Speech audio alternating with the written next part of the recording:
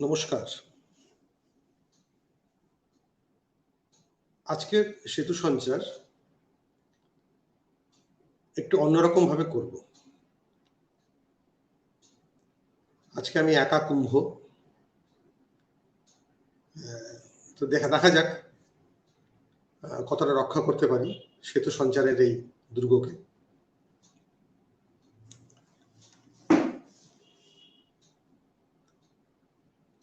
আপনাদের সবাইকে স্বাগত। আমি শুরু করছি। আজ আমি যে দুজনকে নিয়ে কথা বলবো তারা ওই রেল লাইনের মতো সমান্তরাল জীবনযাপন করে গেছেন সারা জীবন। এরা দুজন হলেন সাহিত্য জগতের দুই নক্ষত্র। একজন শাহির লুধিয়ানভি, আরেকজন অমৃতা প্রীতম। তো আমার অধিকার সীমিত এবং আমার কিছু উচ্চারণগত ত্রুটিও হতে পারে, তো এর জন্য আমি আগাম ক্ষমা চেয়ে নিচ্ছি। এখন এই দুজন সমান্তরাল ব্যক্তিত্ব, এদের নিয়ে অনেক কথা কাহিনী আছে, মিথ আছে, এসব তো আছে, কিন্তু এদের ছাপিয়েও এদের যেটা রয়েছে সবচেয়ে বেশি ভাবে, সেটা হলো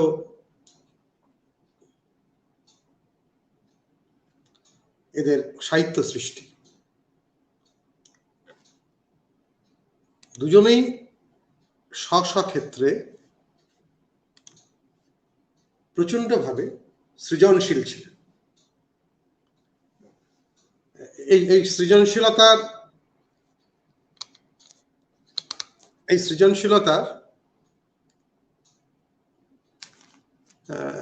এক্স্যাক্টলি কোনো তুলনা হয় না, কারণ শাহির এবং অমৃতা এরা দুজন একদিকে যেমন লেখালেখি করছেন, আবার মাঝে মাঝে দেখা সাক্ষাৎ করছেন, অথচ তাদের আভ্যন্তরীণ যে পার্থক্য, যে দূরত্ব, সেটা কিন্তু ঘুরছে না। আমরা মিথ্যের দিকে অত কেন্দ্রীভূত হব না, কারণ একজন মানুষের সাহিত্যিকের জীবনে মিথ ও মিথ্যেই হয় আর কি, বেশিরভাগই মিথ্যে থাকে। আমরা বরঞ্চ শুরু করি শাহির লুধিয়ানভির একটা পরিচিতি দিয়ে। শাহির লুধিয়ানকে বলা হয় মানে হিন্দি প্লেব্যাক মিউজিকের ক্ষেত্রে উনি প্রথম উর্দু ভাষাকে, উর্দু ল্যাঙ্গুয়েজকে পুরো ভারতবাসীর কাছে উনি সহজে পৌঁছে দিলেন। এটা খুব বড় কথা। এই সহজে পৌঁছে দেওয়া তো অত সহজ কথা নয়, উনি সেটা করতে পেরেছিলেন। আমি ওর একটা কথা বলি, একটা গান সবাই জানেন, সেখানে উর্দু কথাই খুব কম আছে বা সামান্য আছে, যেমন কভি কভি মেরে দিল মে ইয়ে খেয়াল আতা হ্যায়। তো এটা ওর লেখা। আবার ওইখানে ওই মুভিতেই একটা গান আছে, मैं पल दो पल का शायर हूं, पल दो पल मेरी कहानी है। এই যে দুটো গান আমি বললাম, অনেক পণ্ডিত বলেছেন যে এটা ওর জীবনেরই কথা। কভি কভি মেরে দিল মে খেয়াল আতা হ্যায়, এটাও ওর জীবনের কথা। আর मैं पल दो पल का शायर हूं, पल दो पल मेरी कहानी है, এটাও নাকি ওরই জীবনের কথা। আমরা জীবনে ঢোকার আগে দেখে নিই উনি পুরো সারা জীবনে, সারা ক্যারিয়ারে আর কি, ওনার উনি 733টা গান লিখেছেন। ওর চেয়ে বেশি গান লেখা অনেক লোক আছেন, কিন্তু তার আগেও আছে কিনা জানি না, তারপরে তো আছেন। 733টা গান লিখেছেন এবং উনি খুব চুজি ছিলেন। আর প্রায় সব বড় যারা সঙ্গীত মিউজিক ডিরেক্টর ছিলেন তাদের সাথে কাজ করেছেন। কিন্তু সবচেয়ে বেশি কাজ বা সবচেয়ে প্রভাবশালী কাজ উনি করেছেন শচীন দেব বর্মনের সঙ্গে। শচীন কর্তার সঙ্গে ওর কোন সাহিত্যগত সেতু ছিল না, কিন্তু বা যাকে বলে ব্রিজ হয় না, সেটা ছিল না। কারণ শচীন কর্তা ছিলেন পুরো একদম, মানে উনি বোম্বেতে থাকতেন কিন্তু ওর মাথায়, ওর শরীরে, ওর কথায়, ওনার উচ্চারণে পূর্ব বাংলাই ছিল। তো উনি ওই হিন্দি কথা ও উর্দু কথা সব বুঝতেন না, বেশি বুঝতেন না। তো উনি একটা নতুন ট্রেন্ড শুরু করলেন, শচীন দেব বর্মন বলেই এটা শুরু করতে পেরেছিলেন, যে উনি না প্রথমে ওই যেটা মিটারটা দিয়ে দিতেন, সুরটা দিয়ে দিতেন, মানে মিটার তার ছন্দ এবং তার সুর, এবং যে শায়ের ছিল, যে কবি ছিল, যে লিরিসিস্ট আর কি, তাকে বলা হতো যে ভাই আপনাকে কিন্তু এই ছন্দে লিখতে হবে। তো এটা শচীন দেব বর্মন শুরু করেছিলেন। তো শচীন দেব বর্মনের সঙ্গে আমাদের শাহী লুধিয়ানবির প্রথম যখন দেখা হয়, তখন কিন্তু শাহী লুধিয়ানবি বিখ্যাত কবি, মানে পাকিস্তানে এবং ভারতে দুদিকেই ওনার তখন নাম প্রচুর। উনি ইজ ফেমাস, আমি যেটা বলতে চাইছি, ইজ ফেমাস। এবং বিশেষত উর্দু সাহিত্যের যারা সমজদার ছিলেন তারা ওকে ভীষণ শ্রদ্ধা করতেন। তো এ হলো মানে হাইলি রেটেড পোয়েট যাকে বলা হয় উর্দু সাহিত্যের শাহী লুধিয়ানবি। দেশভাগের পরে তিনি কিন্তু মানে সেই অর্থে উনি যেহেতু ওই ধর্ম বা এ নিয়ে খুব একটা মাতামাতি করতেন না, কারণ উনি প্রগতিশীল সাহিত্য আন্দোলনের সঙ্গে যুক্ত ছিলেন, কিন্তু উনি পাকিস্তান ছেড়ে দিলেন।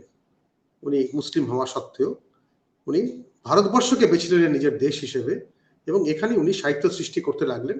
তারপরে মুম্বাইতে যখন এলেন তখন তিনি ওর ওই সাহিত্য ব্যাকগ্রাউন্ড, মানে ওনার সেই তখন উনি বিখ্যাত, তখন অনেকেই চেনেন যারা উর্দু সাহিত্যের কারবারি, তারা অনেকেই জানেন যে হু ইজ শাহির। এখন শাহির লুধিয়ানভি, শাহির কিন্তু ওনার যাকে উর্দুতে বলা তাখাল্লুস, মানে ছদ্মনাম বা নিকনেম, যাই হোক, শাহির মানে হচ্ছে ম্যাজিশিয়ান। তো এই নামই উনি আমাদের কাছে পরিচিত। তো এই হলো মানে শাহির এলেন এর কাছে আমাদের শচীন কর্তার কাছে। শচীন কর্তা ওনাকে বললেন যে উনি ভেবেছিলেন যে শচীন কর্তা বলবেন যে গানটা দাও, আমি শুরু করব, কিন্তু শচীন কর্তা তো সে পাত্র নয়। তিনি বললেন, ওর নাম বললো আচ্ছা আচ্ছা ঠিক আছে, হাম তুমকো মিটার দেতা, তুম গানা লিখো। তো এটা ছিল ওনার কথা আর কি। ওই উনি তখন মিটার দিলেন এবং ওনাকে বললেন যে তুমি একটা গান লেখো, আমি এটা শুনবো। এইভাবে শুরু হলো আর কি। তো উনি কি লিখেছিলেন ওই মিটারে আর কি, মানে একটু ইনস্ট্যান্ট হচ্ছে, এটা আমরা এখন ভাবতে পারবো না। শচীন কর্তা ইনস্ট্যান্ট ওনাকে একটা মিটার দিলেন এবং একটা সুর দিলেন। রাদার মিটারটা প্রথমে দেওয়া হয়, পরে সুর নিয়ে ওরা নানা রকম এদিক ওদিক করতেন। তো ওই মিটারটা দেওয়ার পরে উনি লিখে ফেললেন সঙ্গে সঙ্গে ওখানে বসে শাহী লুধিয়ানবি। এবং দেখুন কি লিখলেন, ঠান্ডি হাওয়ায়ে লহরা কে আয়ে, রুত হে যাওয়া তুম হো ইহা कैसे बुलाए। আমি তো গান জানি না, আমি সুরটা একটু গুনগুন করে দিচ্ছি। ঠান্ডি হাওয়ায়ে লহরা কে আয়ে, একটা গান ছিল, এই গানটা খুব বিখ্যাত গান। এই গানটার একটা মজার ব্যাপার আছে, এই মিটারে পরে একদিন শচীন কর্তা রোজ মর্নিং ওয়াক করতেন। তো শচীন কর্তা মর্নিং ওয়াক করতে ফিরে এসে ওনার একটা সামনে বারান্দা মতো ছিল, সেখানে বসে চাটা খেতেন। তো রওশন শাহ, মিউজিক ডিরেক্টর রওশন শাহ ওনার কাছে এসেছেন, আর শচীন দাকে উনি খুব শ্রদ্ধা করতেন। এসে গল্প করে বলছেন যে দাদা आपका एक गाना से मैंने मीटर लिया है। तो बोला कौन गाना रोशन, তখন হাসছে, बोलो आपका एक गाना है ना, ठंडी हवाएं लहरा के है। बोला हाँ। उससे लेकर मैं बनाया है ওই ওখানে নিয়ে উনি যে গানটা বানিয়েছেন সেটা হলো রহে না রহে হাম महका करेंगे बनके ওই रहे ना रहे हम महका करेंगे এই ধরনের একটা গান উনি করে, খুব বিখ্যাত গান। এবারে শচীন কর্তার ছেলে মানে রাহুল দেব বর্মন আমাদের পাঞ্চাল এই কথাগুলো বলছেন, বলে বলো আমিও ওখান থেকে একটা গান করেছি। মানে একটা গান একই মিটারে একটা শচীন কর্তা করেছেন, সেটা বিখ্যাত গান ঠান্ডি হাওয়ায়ে লহরাকে আয়ে। আবার আমাদের রওশন সাহ করেছেন রহে না রহে হাম। আর ডি বর্মন করলেন সাগর মুভিতে সাগর কিনারে, এই গানটা ওই একই মিটারে করলেন। এই ভাবুন যে যারা মিউজিক নিয়ে কাজ করেন তারা সামান্য হেরফের করে দিয়ে একই মিটারে তিনটে গান তৈরি হল। যাই হোক, আমরা ওটা ছেড়ে এসে শাহী লুধিয়ানভি আর শচীন কর্তার যে শুরু হলো যে কি বলবো যুগলবন্দি, সেটা একটু দেখি। এবং এই যুগলবন্দি মানে এত বিখ্যাত ছিল যে যা ওরা করতেন সেটাই হিট হতো। যেমন এই যে সিনেমাটা বললাম ঠান্ডি হাওয়ায়ে লহরাকে আয়ে, এই গান এই সিনেমাটা নওজওয়ান, এটা 1951 সালের মুভি, মানে আমাদের জন্মের আগে। কিন্তু এখনো এই গান মানে সারা ফেলা গান আর কি, গান গুনগুন করলে এই গানটা অনেকে যা বুঝতে পারেন। হ্যাঁ, তারপরে শুরু হলো কি ওনাদের যুগলবন্দিতে বাজি হলো, দেবদাস হলো, হাউস নাম্বার 44 হলো, হলো প্যাসা। প্যাসা তো মানে সব রেকর্ড ব্রেক করে দিয়েছিল প্যাসার গান। এবং এই প্যাসার গানে প্রথম ভারতীয় প্লেব্যাক সিঙ্গিং এ এই প্রথম কবিতা পোয়েট্রিক্স গুরুত্ব পেল, সুর পিছনে সরল। এবং শচীন কর্তা ওই তাকে মেনে নিয়ে সুর করলেন, যেখানে কবিতা প্রাধান্য পেল আর সুর পেছনে চলে গেল। তো প্যাসার পরে একটা ঘটনা ঘটলো, সেটা আমি পরে আসছি, যার ফলে শচীন কর্তা এবং শাহী লুধিয়ানভি চিরদিনের জন্য তাদের বিচ্ছেদ হয়ে যায়। আমি এটা পরে আসছি। কিন্তু তার আগে যেসব গান উনি গিয়েছেন, যেমন मैं जिंदगी का साथ निभाता चला गया हर फिक्र को धुएं पे उड़ाता चला गया, এটা শচীন কর্তার গান নয়, এটা শাহী লুধিয়ানভির লেখা। এটা শচীন কর্তারই এক শিষ্য ছিলেন, তিনি বিখ্যাত জয়দেব। শচীন কর্তাকে খুব শ্রদ্ধা করতেন এবং ইন্সপায়ার ছিলেন শচীন কর্তার প্রতি। এই গান ওর লেখা।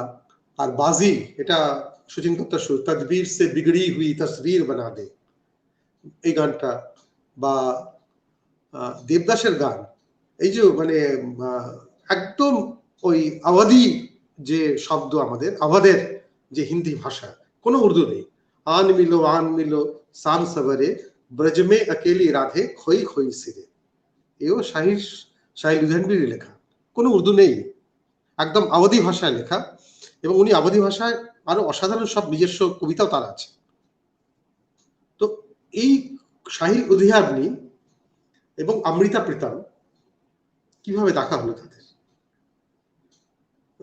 এবং দেখা তো না হতে পারত, এইটা আমাদের জানতে হলে একটু পিছিয়ে যেতে হবে।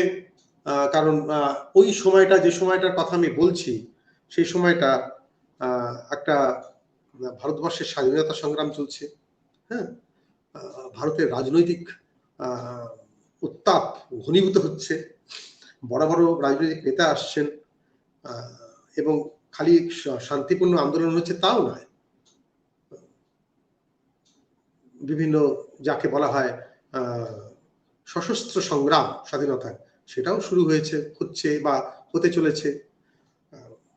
বিভিন্ন গ্রুপ গড়ে উঠেছে তাদের, এবং সেই সময় এই কমিউনিস্ট পার্টিও সক্রিয় হচ্ছে। তো এত কিছু ঘটছে যে সময়টায় এদের জন্ম হয়েছে এবং এরা বড় হচ্ছে।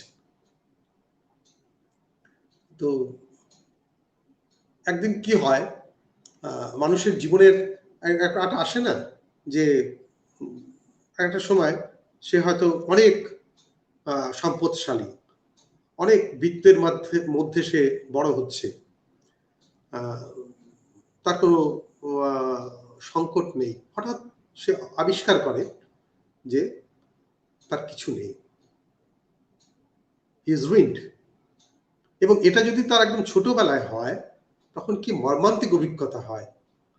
আর এই অভিজ্ঞতার মাধ্যমে যে বড় হয় তার জীবনেও কিন্তু অনেক কিছু ওই ছোটবেলার স্মৃতি ওর জীবনের প্যাটার্নটা করে দেয়, জীবন ওই স্মৃতিচালিত জীবন হয়। আমি বলছি যে আব্দুল হাই বলে একজন, আব্দুল হাই, ইনি 1921 সালে জন্মগ্রহণ করেন। তখন পাঞ্জাব অবিভক্ত, স্বাধীনতা আন্দোলন আপনারা জানেন 1921 সালে চলছে, তখন ওনার জন্ম 1921 সালে। রবীন্দ্রনাথের মৃত্যু হবে আরো 20 বছর পরে, ঠিক আছে। আর 1921-এর 23শে April Netaji Subhash Chandra Bose Indian civil service থেকে পদত্যাগ করে ভারতে আসবেন স্বাধীনতা আন্দোলনে যোগ দিতে। এরকম একটা সন্ধিক্ষণে এই আব্দুল হাইয়ের জন্ম হলো কোথায়? আব্দুল হাইয়ের জন্ম হলো এক বিশাল সম্পদশালী পরিবারে, এবং এই পরিবারের জন্মানোর ফলে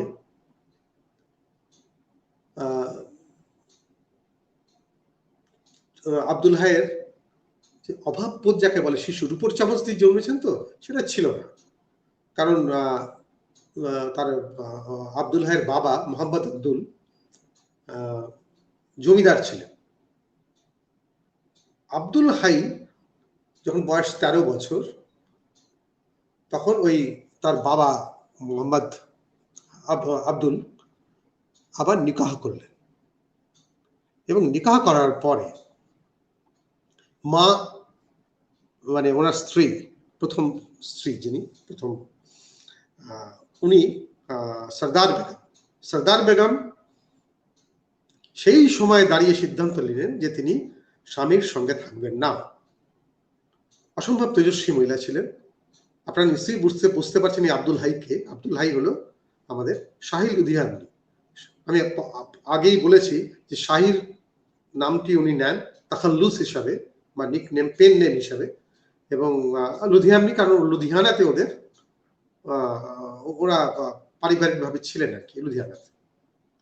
তো এর ফলে কি হলো, ওর জীবনটাই পাল্টে গেল আব্দুল হাইয়ের। সর্দার বেগম আলাদা হয়ে গেলেন স্বামীর কাছ থেকে, আর সমস্ত যা সহায় সম্পত্তি, জমিন জায়দাদ সব হাত থেকে বেরিয়ে গেল, সব ফিকে হয়ে গেল, পাণ্ডুর হয়ে গেল একটা 13 বছর একটা ছেলের কাছে। কিছুদিন পরে যখন সে মক্স করছে, হাত মক্স করছে, তখন সে লিখল, দেখা है जिंदगी को, देखा है जिंदगी को कुछ इतना करीब से, देखा है जिंदगी को कुछ इतना करीब से, चेहरे तमाम लगने लगे हैं अजीब से।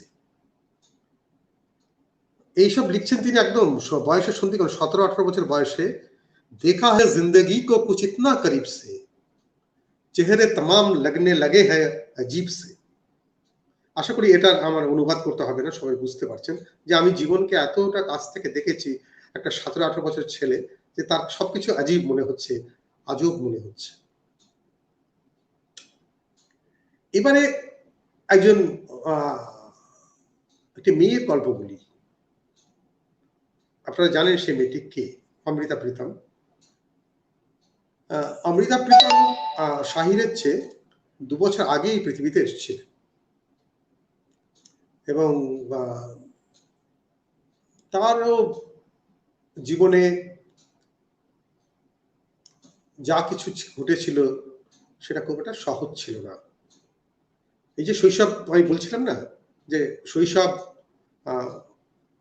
চালিত করে, শৈশবের অভিজ্ঞতা, মানুষ যারা শৈশবে বিভিন্ন তিক্ত অভিজ্ঞতা দিয়ে, জানি আমাদের অনেক পূর্বপুরুষ যারা দেশভাগের সময় এসছেন, হঠাৎ করে তারা যে অসহায় অবস্থায় পড়ে গিয়েছিলেন এবং তাদেরকে যে কি মানসিকভাবে তারা শক্ত করেছিল, সেই কোনো আমরা গল্প শুনেছি, আমরা তো সে অভিজ্ঞতা জানি না।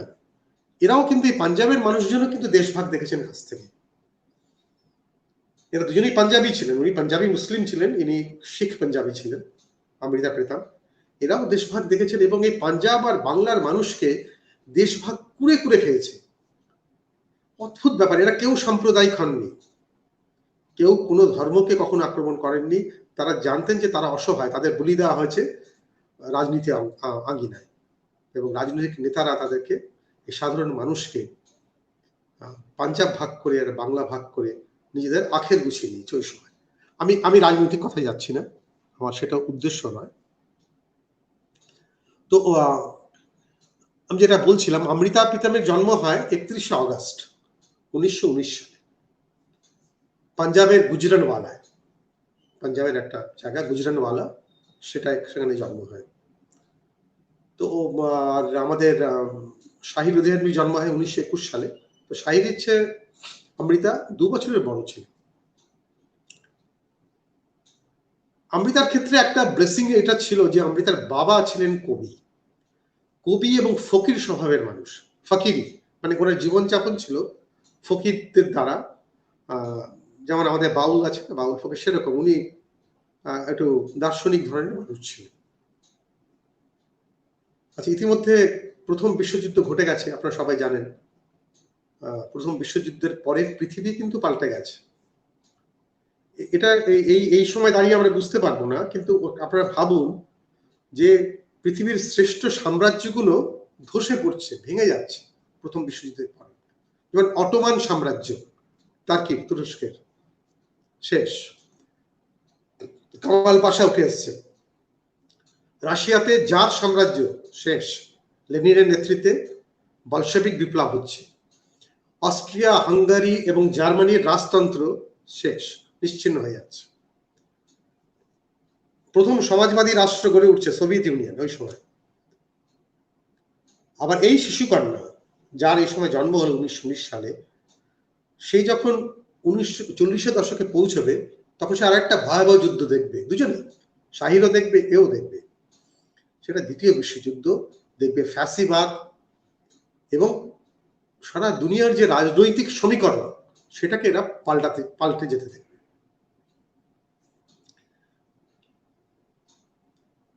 এই যে ডামাডোল, এই ডামাডোলে যারা কবিতা লিখেছেন, যারা সাহিত্য চর্চা করেছেন, তারা কি লিখতে পারেন? আপনাদের কি মনে হয়? শুধু বিদ্রোহের কথা লিখবেন? লিখেছেন অনেকে, কিন্তু বড় কবি ওই বিদ্রোহ, ওই ক্ষোভ, ওই পরাধীনতা, এই সবকিছু আত্মস্থ করে আরো অনেক কিছু লেখেন। আমি অমৃতা প্রীতমের একটা কবিতা পড়ি, অংশ আর কি পড়ে শোনাই। যে একটা তরঙ্গ বিক্ষুব্ধ সময় দাঁড়িয়ে যে অভিজ্ঞতা তিনি পেয়েছিলেন, সেই অভিজ্ঞতা লব্ধ ভাবনা তিনি কি লিখেছেন শুনুন আপনারা। मैं चुप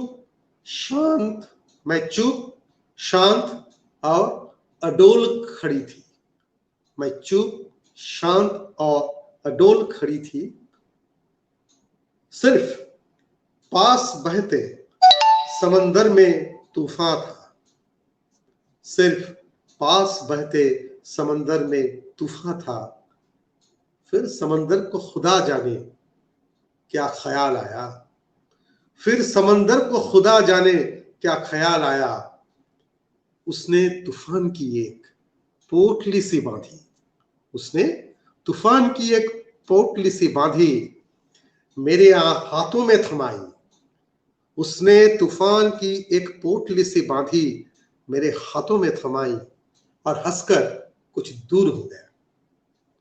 আমি একটু অনুবাদ করেছি, এটা মানে এগুলো ক্ষমা করে দেবেন আপনারা। আমি পড়ছি সেটা অনুবাদটা। আমি চুপচাপ শান্ত নিষ্পন্দ দাঁড়িয়েছিলাম, আমি চুপচাপ শান্ত নিষ্পন্দ দাঁড়িয়েছিলাম। এই জায়গাটা একটু ভাবার চেষ্টা করি। এটা কিন্তু একটা মানে একজন বেশি বয়সের একটি মেয়ে লিখছে না, সে তার অভিজ্ঞতাকে লিখছে এবং কি নান্দনিক ভাবে লিখছে। আমি চুপচাপ শান্ত নিষ্পন্দ দাঁড়িয়েছিলাম, শুধু পাশে বইতে থাকা সমুদ্রে তুফান উঠেছিল। তারপর ঈশ্বর জানেন সমুদ্রের কি মনে হয়েছিল। সে একটা পুটলি বাঁধলো সেই তুফানের, আমার হাতে দিল, আর হেসে একটু দূরে চলে গেল। এই নান্দনিক এক্সেলেন্স, এই brilliance, this is Amrita Pritam. না, উনি ফিল্মের গান টান লেখেননি, কখনো লেখেননি। উনি সাহিত্য চর্চা করেছেন এবং সৃজনশীল সাহিত্য চর্চা করেছেন। কোনো মানে 86 বছর বয়সে উনি যখন কলম ধরেছেন, সেই কলম খরধার হয়ে উঠেছে, নান্দনিক হয়ে উঠেছে, বৌদ্ধিক হয়ে উঠেছে। অসম্ভব প্রতিভাবান একজন মহিলা এবং সমান্তরাল সাহসিনী মহিলা। এরকম সাহসিনী মহিলা ভারতে বিভিন্ন সময় খুব কম এসেছেন ভারতবর্ষে, আর আগে উদাহরণ আছে। অমৃতা প্রীতম তাদেরই একজন।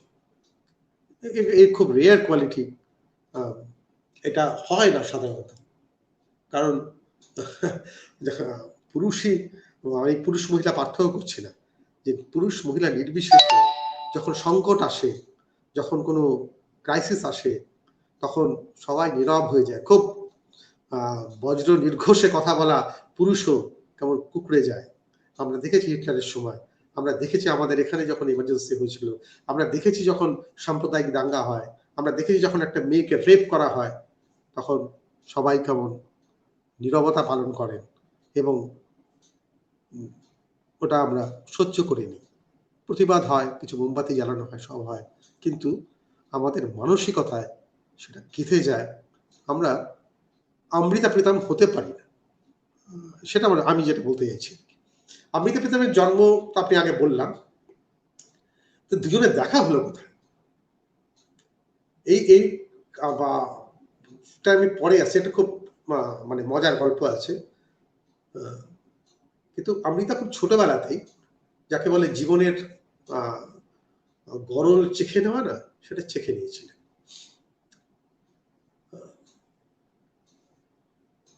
অমৃতা 11 বছর বয়সে তার মা মারা যান। অমৃতার মা মারা যান এবং অমৃতা তার আগে লাগাতার ঈশ্বরের কাছে প্রার্থনা করেছেন মাকে বাঁচানোর, কিন্তু মাকে চিতার আগুনে পুড়তে দেখে ওই 11 বছরের মেয়ে সারা জীবনের জন্য ঈশ্বর বিশ্বাস হারালেন। তিনি আর ঈশ্বর বিশ্বাসী থাকলেন না সারা জীবন, আর তিনি ঈশ্বরকে কখনো স্মরণ করেনি, ভগবানের কাছে জানেন কোনদিনও কোনো প্রার্থনা নেই। জীবনে অনেক সংকট এসছে, তিনি নিজের সিদ্ধান্ত নিজে নিয়েছেন, হয়তো তার ভুল হয়েছে, হয়তো তার ঠিক হয়েছে, কিন্তু তিনি ঈশ্বরের কাছে আর কোনো প্রার্থনা করেননি। নিজের মাকে 11 বছর বয়সে নিজের মাকে যখন তিনি বাঁচাতে পারলেন না, চিতার আগুনে পুড়ে যেতে দেখলেন। বাবা আমি আগেই বলেছি যে একজন ফকির ধরনের মানুষ ছিলেন, অত মন ছিল না সংসারে। উনি 16 বছর বয়সে অমৃতা প্রীতমের বিবাহ করলেন, মানে বিয়ে দিয়ে দিলেন। এই এক ক্রাইসিস। এখন একটি মেয়ে যে কবিতা লিখতে আরম্ভ করেছে, তার বিয়ে হয়ে গেল কার সাথে? প্রীতম সিং নামে, লুধিয়ানা আপনারা জানেন যে মানে ভারতবর্ষের বস্ত্র শিল্পের একটা মানে কি বলবো তীর্থস্থান, আকর। সেই লুধিয়ানায় ওই হোশিয়ারি এক ব্যবসায়ীর সঙ্গে হয়ে গেল। এখন হোশিয়ারি ব্যবসায়ী প্রীতম সিং এর কবিতা নিয়ে তার কোনো আগ্রহ ছিল না। সে বিয়ে করেছে, সে সংসার ধর্ম করতে চায়, ব্যাস, বউ মানে বউ। কিন্তু অমৃতা প্রীতম তো তা ছিলেন না। বিবাহের আর যা যা চাহিদা থাকে তাতে আটকে থাকার মহিলা তিনি ছিলেন না। তিনি কবিতা লিখতেন এবং একটা সময় বুঝতে পারলেন যে এই সংসারে তাকে, এই সংসার, এই বন্ধন তাকে কবিতা লিখতে দেবে না। তো এটা যা হয়, এই বিবাহ সফল হয়নি, এই বিবাহ সফল হয়নি এবং অমৃতা আলাদা হয়ে যান ওই অল্প বয়সে, আলাদা হয়ে যান এবং নিজের লেখালেখি চালিয়ে যেতে থাকেন। লেখালেখির জন্য, মনে রাখবেন, অন্য কিছুর জন্য, লেখালেখির জন্য তিনি আলাদা হয়ে যান। কারণ তিনি বুঝতে পেরেছেন যে ওই স্বামীর যে ঘর, যেটা খুব রক্ষণশীল ছিল, সেখানে তিনি তার সাহিত্য সৃষ্টি, তার সৃজনশীলতা তিনি করতে পারবেন না, সম্ভব না তার পক্ষে। ওই সময় ওই ছোটবেলাতেই আমাদের এই শাহী লুধিয়ানভি তার পড়াশোনা শুরু করছেন এবং যা হয় স্কুলে গেছেন,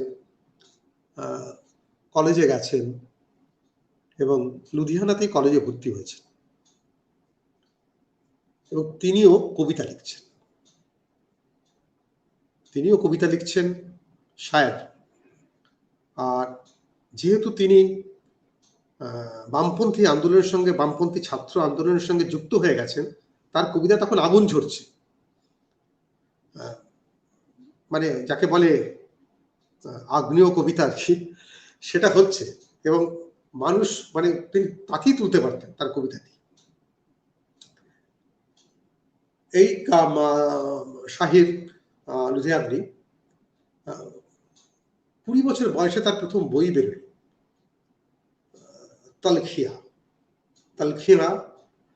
তালখি মানে হচ্ছে কটুতা, কটু। তালখি হচ্ছে কটুতা, উগ্রতা। তো তালখিয়া বুঝতেই পারছেন, উগ্রতা সমগ্র বলা যেতে পারে।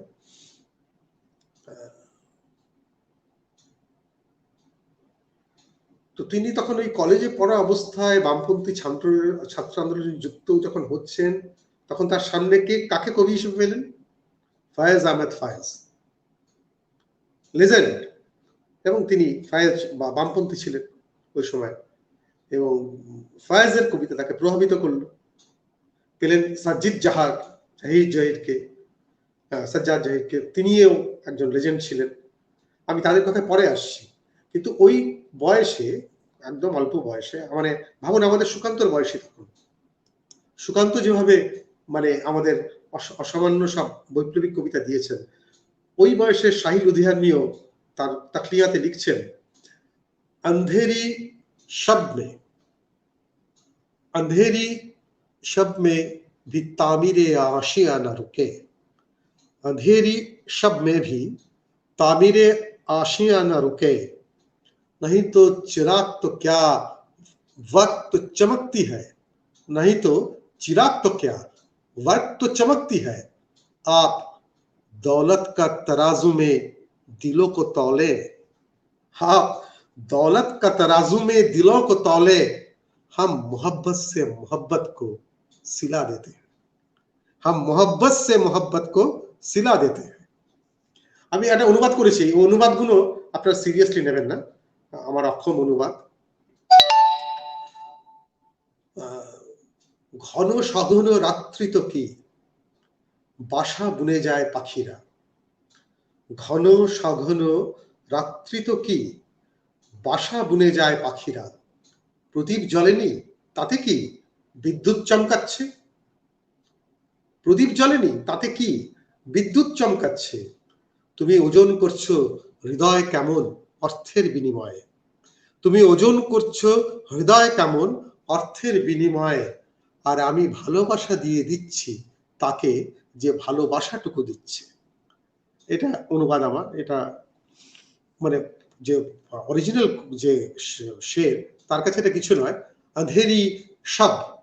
अंधेरी शब में भी तामीरे आशियां न रुके, नहीं तो चिराग तो क्या वर्क तो चमकती है, अब दौलत का तराजू में दिलों को तौले, आप दौलत का तराजू में दिलों को तौले, हम मोहब्बत से मोहब्बत को सिला देते हैं। तो এই আব্দুল হাই, তখন আব্দুল হাই নামের লেখেন উনি, ধীরে ধীরে হবেন আমাদের শাহী লুধিয়ানভি। এবং আমি আগেও প্রেক্ষাপটটা বলেছি, তাদের আগেকার প্রেক্ষাপট, প্রথম বিশ্বযুদ্ধ, পরিবর্তিত রাজনৈতিক পরিস্থিতি, এসব বলেছি। এবং এরা ধীরে ধীরে যে একটা এই দুটো ব্যক্তিত্ব, তাদের তো কি বলবো, দেখা হওয়ারই কথা ছিল, কাকতালি হোক, কারণ একটা সম্পর্ক গড়ে উঠবে, তাদের দেখা হলো একটা মুশায়ারাতে দেখা হলো। এবং সেই মুশায়ারাতে তিনি ইনসিডেন্টালি আর কি, মানে কাকতালীয় ভাবেই সেখানে নিয়োগ দিয়েছিলেন আমাদের অমৃতা প্রীতমও গিয়েছিলেন। কারণ তখন সেটা 1944 সাল, ভারত তখনও পরাধীন, পাঞ্জাব অবিভক্ত। জায়গাটার নাম হচ্ছে প্রীতনগর, ভাবুন নাম হচ্ছে প্রীতনগর। তো প্রীতনগরে অমৃতা প্রথম দেখেন শাহিরকে। শাহির তখন আব্দুল হাই। আমি আগেই বলেছি পার্টিশনের পরে শাহির স্বেচ্ছায় মুসলিম প্রধান পাকিস্তান ছেড়ে দিয়ে ভারতবর্ষকে তার দেশ হিসেবে বেছে নেন। এগুলো যারা উত্তেজনা ছড়ান, সাম্প্রদায়িক উত্তেজনা, তারা এগুলো দেখেন না। বড়ে গোলাম আলী খাঁ, তাকে তিনি পাকিস্তানে চলে গিয়েছিলেন। তার একটা গান আছে, সেই গানে হায় রাম শব্দটা আছে, তাকে বলা হয় বাদ দিতে, তিনি প্রতিবাদ করেন এবং ভারতবর্ষে চলে আসেন। এই কথাগুলো উদাহরণ হওয়া দরকার যে এই ভারতবর্ষের একসাথে থাকার সংস্কৃতি, এই যে কত গভীরে চট, তাকে সরিয়ে অনেকে ঘৃণার কথা বলছেন। বলুন, হয়তো আমি জানি ঘৃণা চিরস্থায়ী হয় না। যাই হোক, তো উনি তো শাহিরের সঙ্গে আমি যেটা বলছিলাম, প্রীতনগরে দেখা হয় এক মুশায়রায়। তখন শাহি লুধিয়ানবী ছাত্র ফেডারেশন ওখানকার, তার সভাপতি, আর শাহির 21, অমৃতা 23। কিন্তু দুজনে দেখা হয় ঠিকই, কিন্তু লাভ এট ফার্স্ট সাইট যেটা হয়েছিল অমৃতা প্রীতমের ক্ষেত্রে। ওই প্রীতনগরের মুশায়রা চলাকালীন যেটা হয়, প্রাকৃতিক দুর্যোগ শুরু হয় এবং প্রচন্ড বৃষ্টি হচ্ছে। তাদের যাওয়ার মানে কি ব্যবস্থা হবে কেউ জানে না। তখন যারা উদ্যোক্তা, তারা প্রীতনগর থেকে কিছুটা দূরে লোপকি বলে একটা জায়গা ছিল, সেখানে তারা একটা বাসের ব্যবস্থা করলেন ওদের জন্য, আর ওই রাস্তাটুকু তাদের হেঁটে যেতে হবে। অমৃতা প্রীতমের জীবনী নাম হচ্ছে রশিদি টিকেট। রশিদ মানে জানেন, রশিদ, রেভিনিউ স্টাম্প, ওনার জীবনী, আত্মজীবনীর নাম রেভিনিউ স্টাম্প, ইংরেজিতে রশিদি টিকেট। রশিদি টিকেটে অমৃতা প্রীতম এই ঘটনার পুঙ্খানুপুঙ্খ বিবরণ দিয়েছে। মানে ওনার কিভাবে, মানে প্রথম দেখাতেই উনি প্রেমে পড়ে গেলেন এবং উনি শাহিরের ছায়াতে হাঁটছিলেন। মানে শাহিরের মানে কবিতায় মুগ্ধ অমৃতা প্রীতম, মনে রাখবেন অমৃতা পরে কি হবেন, সেই অমৃতা প্রীতম শাহিরের কবিতায় মুগ্ধ। একদম প্রথম দেখাতেই তিনি শাহিরের ছায়াতে হেঁটে যাচ্ছিলেন, ছায়াকে নিজেকে সরাচ্ছিলেন না। এবং হয়তো এটাই নিয়তি ছিল যে তিনি এরপর দীর্ঘ সময় ধরে শাহিরের ছায়াতে হেঁটে যান। তো এই শাহি লুধিয়ানবির সাথে এই যে পরিচয় হলো, এই পরিচয়টা কিন্তু ওইখানে পরিচয় হলো। এবং এই আমাদের অমৃতা প্রীতমের টানে, অমৃতা প্রীতমই উদ্যোগ নিয়ে যখন শাহির নিজেকে এস্টাবলিশ করেছেন মুম্বাইতে যোগাযোগ করেন, তাদের ইন্টারাকশন হতে থাকে, তাদের দেখা সাক্ষাৎ হতে থাকে, এসব হতে থাকে। কিন্তু শাহিরের যে মজার ব্যাপারটা ছিল, ছোটবেলায় ওই যে শাহি লুধিয়ানবি,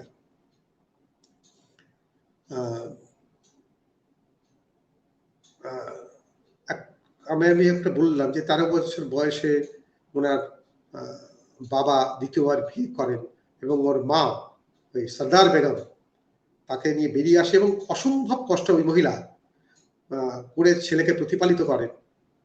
তো মায়ের প্রতি এক প্রবল আকর্ষণ সারা জীবন তার ছিল এবং সারা জীবন শাহি লুধিয়ানবি মা ছাড়া দ্বিতীয় কোনো ভালোবাসার কথা আর কে ম্যাচিওর করার কথা ভাবেন।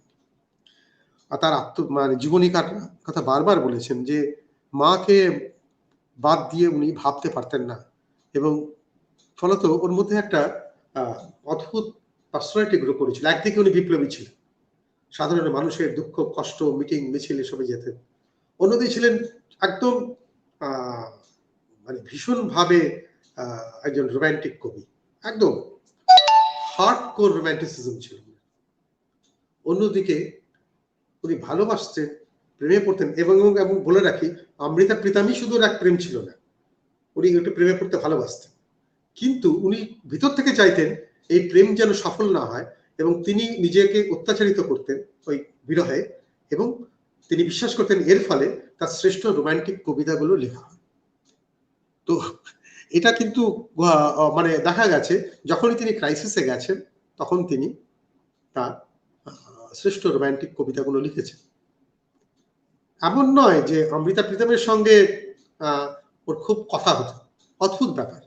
অমৃতা লিখেছেন যে যখন আকৃষ্ট হন শাহী লুধিয়ানভি, তো অমৃতা প্রীতমের লাহোরের বাড়িতে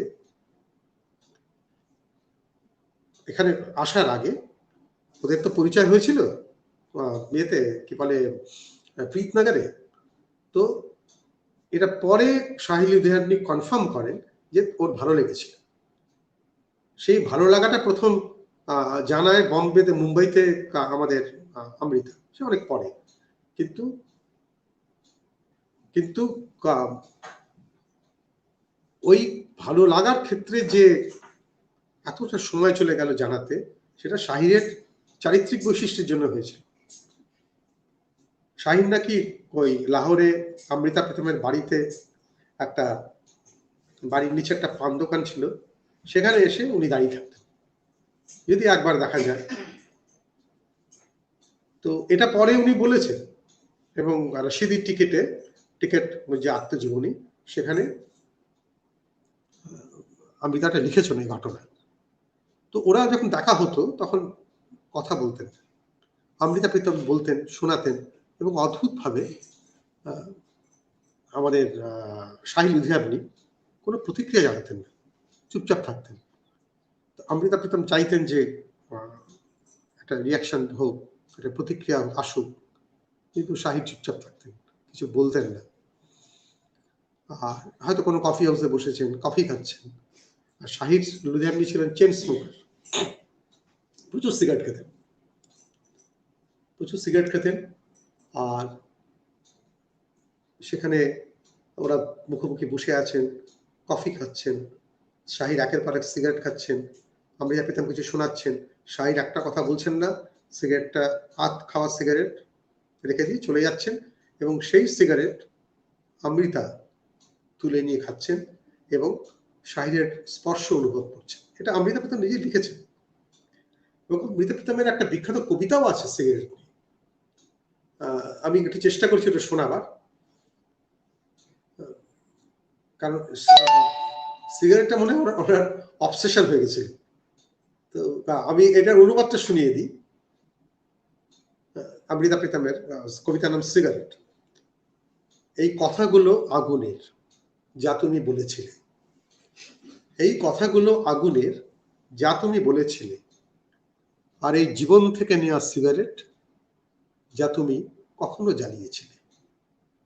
এই কথাগুলো আগুনের, যা তুমি বলেছিলে, আর এই জীবন থেকে নেওয়া সিগারেট, যা তুমি কখনো জ্বালিয়েছিলে। তুমি ফুলকি মাত্র দিয়েছিলে, এই হৃদয় জ্বলতেই থাকলো। সময় ধরল কলম, লিখতে শুরু করলো কোনো হিসেব। 14 মিনিট হলো, ওর খাতা দেখো, আসলে 14 বছর পেরিয়েছে। জিজ্ঞেস কর কলমটাকে। আমার এই শরীরে তোমারই নিঃশ্বাস, দুনিয়া সাক্ষী আছে, ধোঁয়া, শুধু ধোঁয়া বেরোনোর। সিগারেট বয়স জ্বালিয়ে দিয়েছে, আর আমার ভালোবাসার মিষ্টি গন্ধ কিছুটা তোমার নিঃশ্বাসে আর কিছুটা হাওয়ায় মিশে গেছে। দেখো, এই শেষ সিগারেটের টুকরো এক্ষুনি ফেলে দাও। দেখো, এই শেষ সিগারেটের টুকরো এক্ষুনি ফেলে দাও, নইলে আমার ভালোবাসার আঁচ তোমার আঙুল ছুঁয়ে ফেলবে। নইলে আমার ভালোবাসার আঁচ তোমার আঙুল ছুঁয়ে ফেলবে। আর কোনো দুঃখ নেই জীবনে, আর কোনো দুঃখ নেই জীবনে। এবার আগুন সামলা, ওই হাতের জন্য শুভেচ্ছা রইল, সিগারেট ধরাও আবার। এটা অমৃতা প্রীতমের খুব বিখ্যাত কবিতা সিগারেট। তো শাহীর এই যে মানে সারা জীবন ধরে দেখা করেছেন, কমিটমেন্টে যাননি, মিস করেছেন, এবং বন্ধুদের কাছে বলেছেন যে আমি ওকে মিস করি, কিন্তু আমি বলতে পারি না। বললে তোমরা যে ওর কবিতা অত্যন্ত উচ্চমানের, কিন্তু বললে যদি তোমরা হাসাহাসি করো, আমি প্রশংসা করতে পারি না, আমি কি করবো আমি জানি না। অনেক পরে যখন তিনি একটি গান লেখেন, কভি কভি মেরে দিল মে খেয়াল আতা হ্যায়, এটা নাকি আমাদের অমৃতা প্রীতমকে নিয়ে লিখেছিলেন উনি 60-এর দশকে। পরে 70-এর দশকে এটা ব্যবহার করা হয়, সেটা অন্য গল্প। তো এই যে টানা দুটানা এর মধ্যে অমৃতা প্রীতম উনি পেরে উঠছিলেন না, কারণ এই মানুষের সাথে তিনি কোথায় যাবেন। শাহিরের কিন্তু কোনো গন্তব্য ছিল না। একবার উনি বলেছিলেন যে চলো আমরা চীনে চলে যাই। তো অবাক হয়েছিল, চীনে কেন? বলে চীনে গেলে আমরা আর ফিরে আসতে পারবো না, ওখানে থেকে যাব আর সারা জীবন একসঙ্গে থাকা হবে।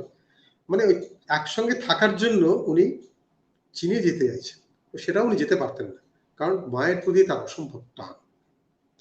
এবং এই মাতৃভক্ত ছেলে কোথাও না কোথাও গিয়ে মানসিক দিক দিয়ে নিজেকে প্রস্তুত করতে পারতেন না কারোর সাথে দীর্ঘস্থায়ী সম্পর্কে যাওয়ার। একবার সুরকার জয়দেব, ওই যার গান अभी ना जाओ छोड़कर कि दिल अभी भरा नहीं, খুব বিখ্যাত গান রফি সাহেবের। তো উনি আছেন শাহিরের বাড়িতে, টেবিলের উপরে একটা ময়লা কাপ ঢাকা দেওয়া। তো শাহির অসুস্থ ছিলেন। তো জয়দেব বললেন যে এটা কি করেছো তুমি, ময়লা ফলে চারিদিকে, আমি কাপটা ধুয়ে দেবো। তো শাহির বলছেন না না না ওটা ধোবে না। বলছে কেন? বলছে ওটায় অমৃতা এসে চা খেয়েছিল, ওর ঠোঁটের স্পর্শ ওখানে লেগে আছে। এখন এসব হাস্যকর মনে হয়, কিন্তু এরকমই রোমান্টিক ছিলেন উনি। অথচ এই রোম্যান্সকে কোনো পরিণত অবস্থা যাওয়ার কথা উনি ভাবেননি, কারণটা আমি আগে বললাম।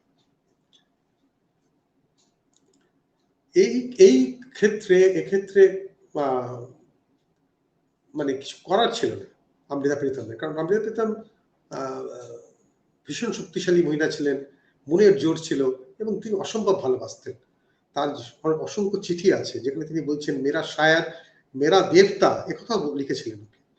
কিন্তু ওইখানে গিয়ে শাহিল উদ্দিয়ারকি কোনো তার প্রতিক্রিয়া ছিল না। একটা স্তর অব্দি যেত এবং নীরবতার দেওয়ালে গিয়ে ধাক্কা খেয়ে ফিরে আসতো অমৃতার যাবতীয় প্রেম। কিন্তু এই যে একটা সমাজ, আপনি ভাবুন ওই সমাজ তখন কিভাবে অমৃতাকে টর্চার করেছিল।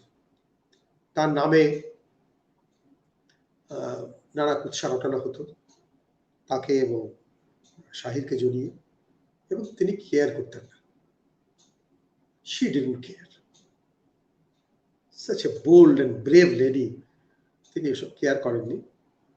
কে কি বলছে উনি কেয়ারই করতেন না।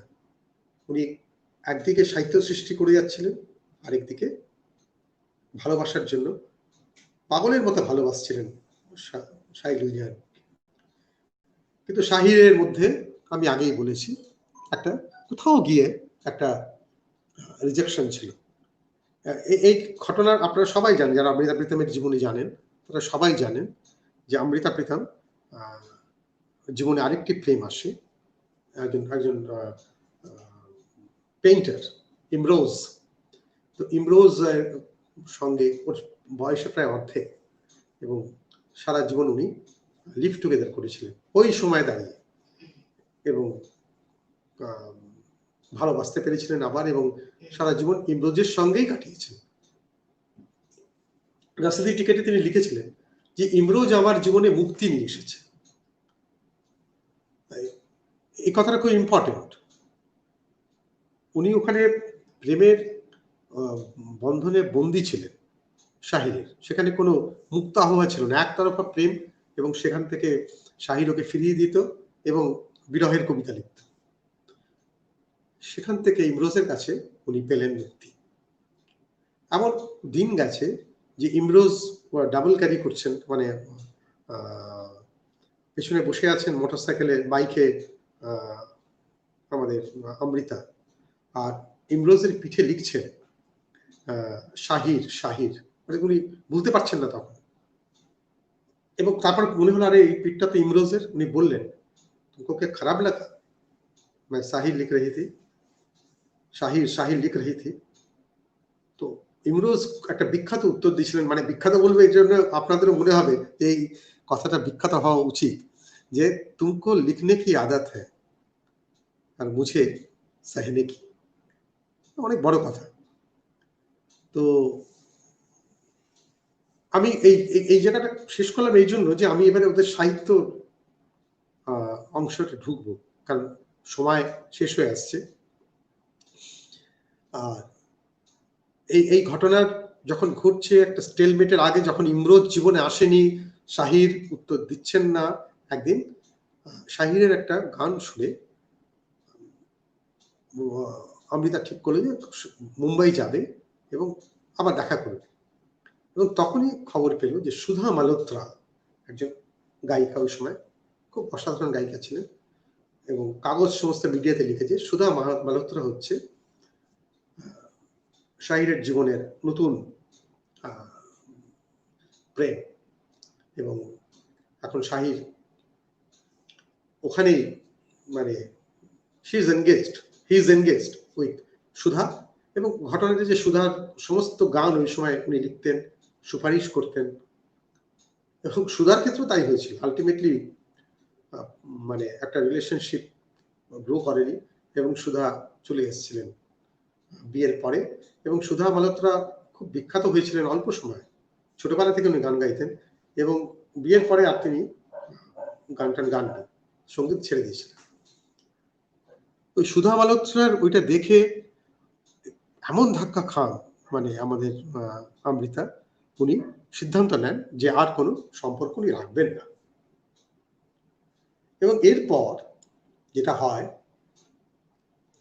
যে উনি সভাপতি, তখনকার সে কালো টেলিফোনের দিন 1960 সাল, কালো টেলিফোনে সব আনন্দের কথা, বিরহের কথা, মৃত্যুর কথা সব আসতো সেই সময়। তো উনি ঠিক করলেন যে উনি মুম্বাই যাবেন একবার শেষ দেখা করতে। কিন্তু উনি যেতে একটু দেরি হলো এবং ইমরোজের সাথে তার সম্পর্ক হয়ে গেল। তো ইমরোজকে তিনি পরিচয় করে দিলেন এর সঙ্গে, শাহিরের সঙ্গে। তখন তিনি অমৃতার সিদ্ধান্ত নিয়েছেন যে আর সম্পর্ক রাখবেন না। এখন এটা হওয়ার পরে শাহিরের আবার প্রতিক্রিয়া হলো।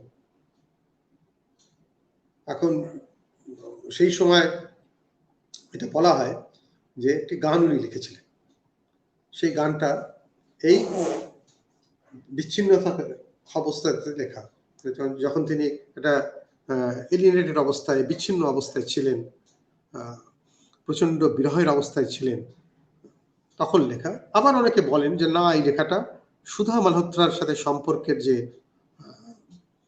চড়াই উতরাই ছিল, ওই যখন উতরাই থাকতো তখন তিনি এটা লিখেছিলেন। এ নিয়ে একটা বিতর্ক আছে, আমি সেই বিতর্কে যাচ্ছি না। কিন্তু যেভাবেই হোক, এরকম ওই মানে বিরহে পড়লে শাহির কিন্তু অসম্ভব সব লেখা লিখে ফেলতেন। এই লেখাটিও সেরকম।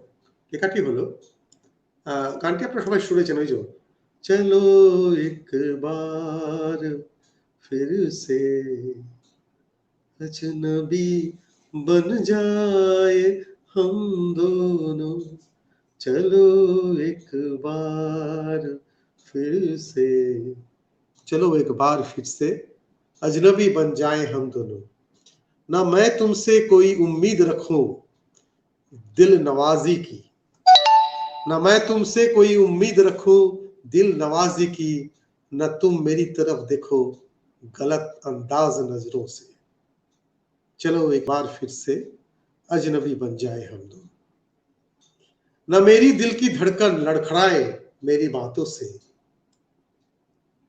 न मेरी दिल की धड़कन लड़खड़ाए मेरी बातों से, न जाहिर हो तुम्हारे कश्मकश की राज नजरों से, न मेरी दिल की धड़कन लड़खड़ाए मेरी बातों से, न जाहिर हो तुम्हारे कश्मकश का राज नजरों से, तुम्हें भी कोई उलझन रोकती है पेश कदमी से, तुम्हें भी कोई उलझन उलझन रोकती है पेश कदमी से। मुझे भी लोग कहते हैं, मुझे भी लोग कहते हैं कि ये जलवे पराए हैं।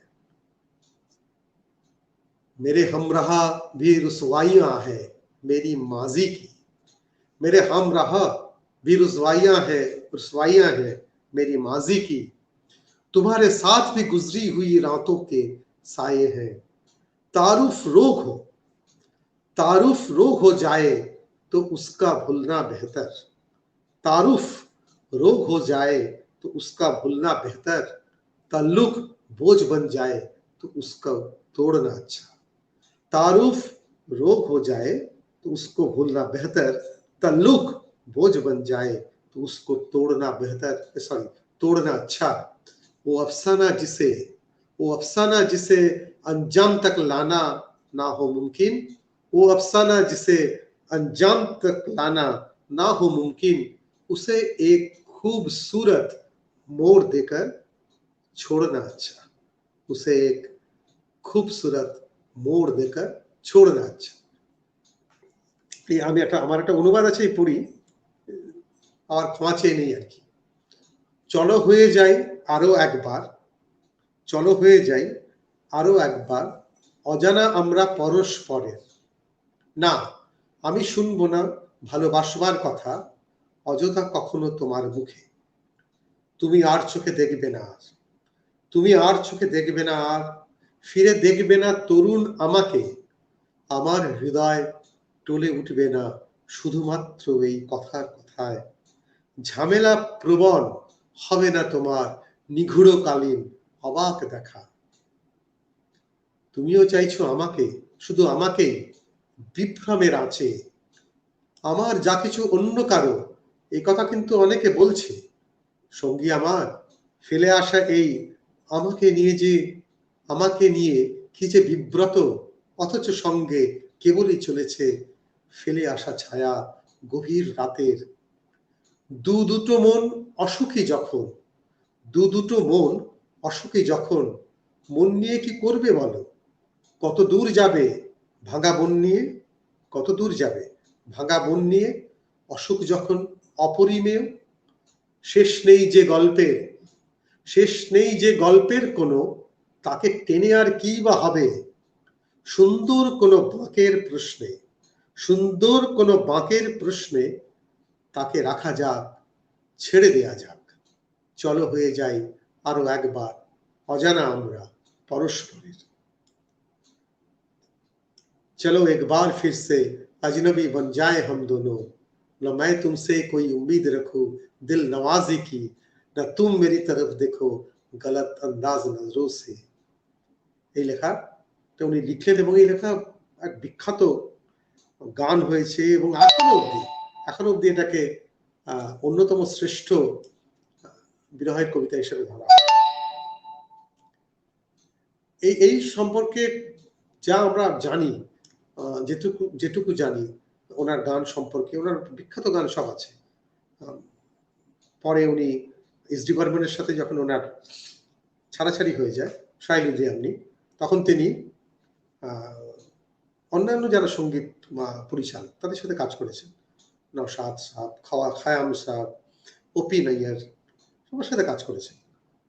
অনেক পরে শচীন পুত্র রাহুল দেব বর্মনের সঙ্গে কাজ করেছেন। রাহুল দেব বর্মনের সঙ্গে তিনি বেশ কিছু কাজ করেছেন এবং সেই অনেক বিখ্যাত গানও আছে, যেমন ওই তুম বিন যাও কাহা, এটা ওর লেখা। রাহুল দেব বর্মনের সঙ্গে আ গালে লাগ যা মুভিতে কাজ করেছেন। তারপরে ওনার যে বিখ্যাত, মানে এটা অবশ্য ওনার কি বলবো, খুব বিখ্যাত একটা শের নাজাম, সেটা পরে গান হয়। সেই গানটা তো সিনেমায় গিয়েছিলেন দেবানন্দ। সেই গানটা রাহুল দেব বর্মনের সুরে উনি করেন, অর্থাৎ বাবার সঙ্গে ওনার যে দূরত্বটা ছিল সেটা রাহুল দেব বর্মন এসে দূর করে দেন। মানে হয় এরকম একটা চক্রাকারে সব ঘুরতে থাকে। এখন আমরা একটু অমৃতা প্রীতমের একটা কবিতা শুনি, কারণ ওদের আমি আগেই বলেছি একটা অসমান্তরাল একটা সমান্তরাল রেল লাইন। ওরা যে যার জীবনে গেছেন, আবার সৃষ্টি করেছেন, আবার সরে গেছেন, কাছাকাছি আসেননি, এবং নিজের জীবনে তারা এগিয়ে গিয়েছে। অমৃতা প্রীতম তো সারা জীবন ধরে লেখালেখি করেছেন, কবিতা লিখেছেন, গান কখনো লেখেননি, আর উপন্যাস লিখেছেন, গল্প লিখেছেন। তার বই পিঞ্জার, रशीदी टिकट, मैं तेणु फिर मिलूंगी, कोरे कागज, Punjabi poems of Amrita Pritam, in the times of love and longing, मेरे प्रिय कहानियां, अमृता प्रीतम के अफसाने, खामोशी से पहले, 49 दिन, कागज द कन्वास, आग के पत्ते, डॉक्टर देव, अक्षरों की अजामत, खतों की सफरनामा, नागमणि, 6 रत्न, इश्क अल्लाह, हक अल्लाह, स्केलेटन एंड द मैन, कम्मी और नंदा, एक खाली जगह, एक थी सारा, कच्चे रेशम सी लड़ाकी, ভিলেজ নম্বর 36, এই সমস্ত ওনার লেখা। উনি জ্ঞানপীঠ পান, পদ্মভূষণ তাকে তাকে দেয়া হয় সম্মান। এবং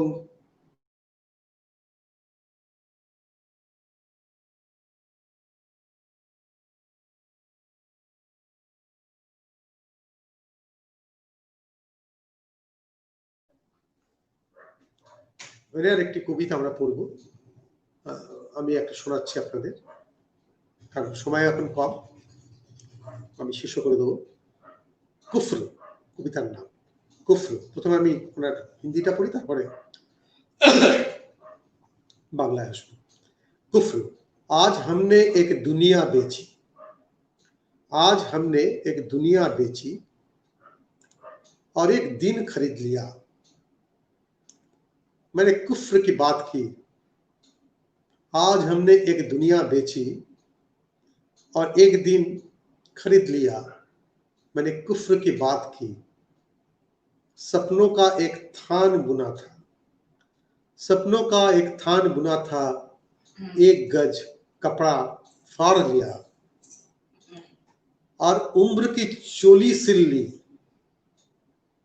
आज हमने आसमां के घड़े से, आज हमने आसमां के घड़े से बादल का एक ढकना उतारा।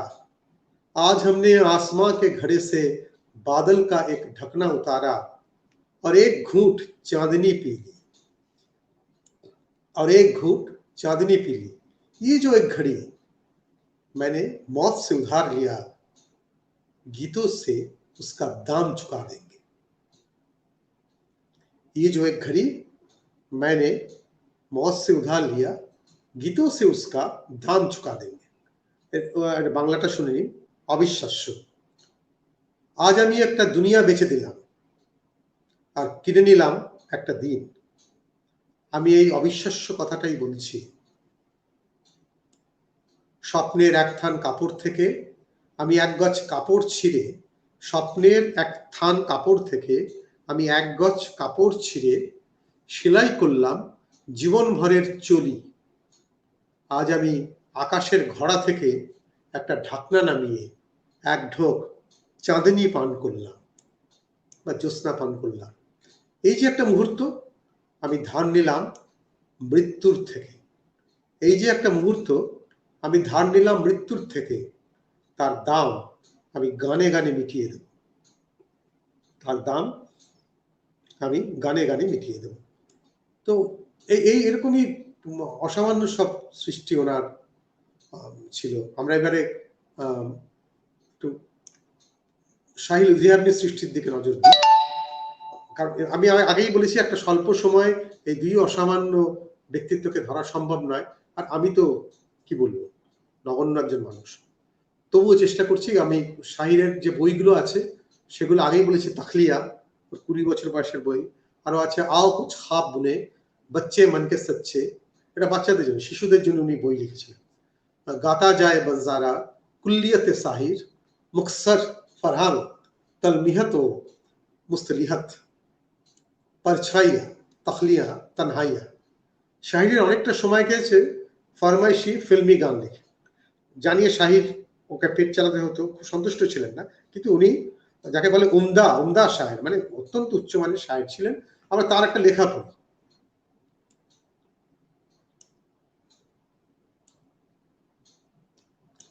बहुत घुटन है, बहुत घुटन है कोई सूरत हाल निकले, बहुत घुटन है कोई सूरत हाल निकले, अगर सदा ना उठे कम से कम फुगा लिख ले।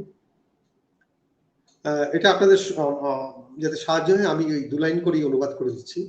অনুবাদের মানে কোয়ালিটির দিকে মন দেবেন না, সেটা হলে আমি খুব লজ্জায় পড়ে যাব। बहुत बहुत बहुत घुटन है कोई सूरत हाल निकले, अगर सदा ना उठे कम से कम फुगा निकले, कम से कम फुगा निकले। খুবই কষ্ট এখন, দম চাপা, কিছুই তো হোক, সরি কিছু তো হোক এই সময়, খুবই কষ্ট এখন, দম চাপা, কিছু তো হোক এই সময়, শব্দ ফুরিয়ে গেলে হাহাকার হোক এই সময়। अगर सदा ना उठे कम से कम फुगा মানে হাহাকার, যদি শব্দ সদা শব্দ যদি না ওঠে সরি তাহলে হাহাকারই হোক এই সময়।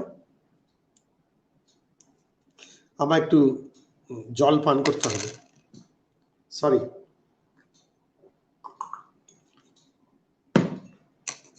पानी पीना पड़ेगा। যাই হোক, बहुत घुटन है कोई सूरत हाल निकले, अगर सदा ना उठे कम से कम फुगा निकले। তারপরের फकीर शहर के तन पर लिबास बाकी है, फकीर शहर के तन पर लिबास बाकी है, अमीर अमीर शहर के अरमा अभी कहाँ निकले। फकीर शहर के तन पर लिबास बाकी है, अमीर शहर के अरमा अभी कहाँ निकले। এই গরিব শহরের গায়ে সামান্য পোশাক আছে এখনো, লিবাস মানে পোশাক। এই গরিব ফকির শহর, এই গরিব শহরের গায়ে সামান্য পোশাক আছে এখনো। আমির এ শহরকে আরমা আভি কাহা নিকলে, নগর প্রধানের তো সবে কেনাকাটাই শুরু হলো। আমির এক শহর মানে শহরের যিনি প্রধান, তার আর ইচ্ছে কোথায় ফুরলো, মানে তার কেনাকাটা সবে শুরু হলো। এই গরিব শহরের গায়ে সামান্য পোশাক আছে এখনো, নগর প্রধানের তো সবে কেনাকাটাই শুরু হলো। কি শ্লেষ ভাবু। हकीकतें है सलामत तो ख्वाब बहुत रे, हकीकतें है सलामत तो ख्वाब बहुत रे, मलाल क्यों हो कि कुछ ख्वाब रायगा निकले। मलाल क्यों हो कि कुछ ख्वाब रायगा निकले।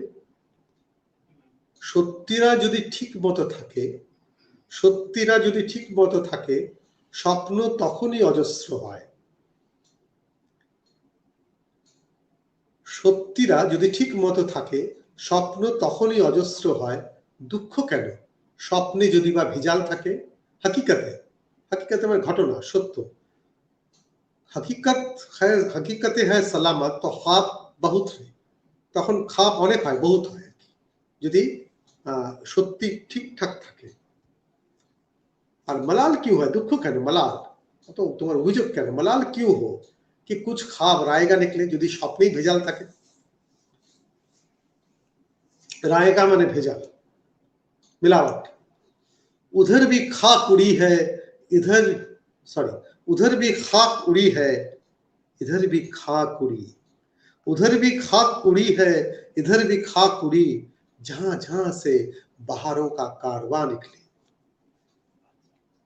এদিকেও ধুলো ওদিকেও ধুলো উড়লো, এদিকেও ধুলো ওদিকেও ধুলো উড়লো, বেরোলো যখন যেদিকে যাবন বসন্ত কারভান, সরি বসন্ত কারাভান।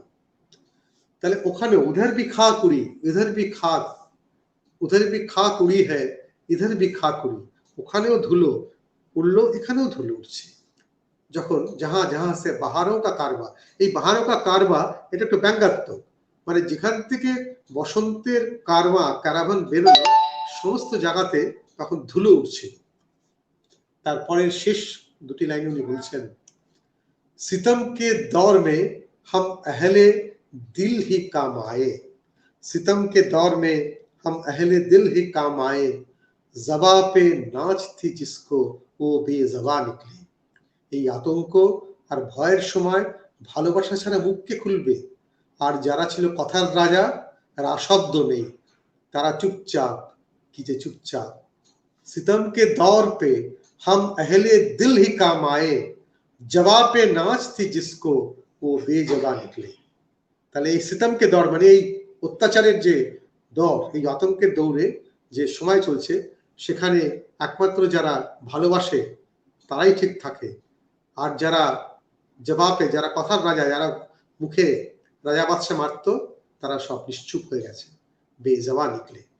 এই নোটে আমি দুজন অসমান্তরাল মানুষের এই কথা, এই গল্প, এই কাহিনী আমি শেষ করব। কারণ অনেক কথা বলা যেত, অনেক গান আছে গাওয়া যেত, আমি তো গান বা নিয়ে আমি গান জানি না, সে গানগুলো বলা যেত, বিখ্যাত সমস্ত গান আমি কিছু শুনিয়েছি, বলেছি, আরো শোনানো যেত, কিন্তু সময় সংক্ষিপ্ত, আমার গলাও ধরে আসছে। আমি একটা আউটলাইন দিলাম আপনাদের, ওদের জীবনের, ওদের সময়, ওদের লেখালেখির খুব সামান্য। এতটা বলে আমি আপনাদের কাছে ক্ষমা চাইছি, আমাকে অসম্পূর্ণই রাখতে হবে, এবং যারা এসছেন ক্ষমা চাইছি তাদের কাছে, যারা, যেহেতু আমি একা আজকে, আমি নাম উল্লেখ করতে পারছি না, যারা এসছেন তাদের সবাইকে আমার ধন্যবাদ, আন্তরিক ধন্যবাদ একদম ভিতর থেকে। আপনারা সবাই ভালো থাকুন। আগামী সোমবার আমি কথা সাহিত্যিক রিমা দাসের সঙ্গে আগামী সোমবার আমি সেতু সঞ্চারে আবার ফিরব। আপনারা সবাই ভালো থাকুন, সবাই সুস্থ থাকুন, সেফ থাকুন, এবং আমাকে বিদায় দিন। নমস্কার, আলবিদা, শাব্বা খায়র বলে।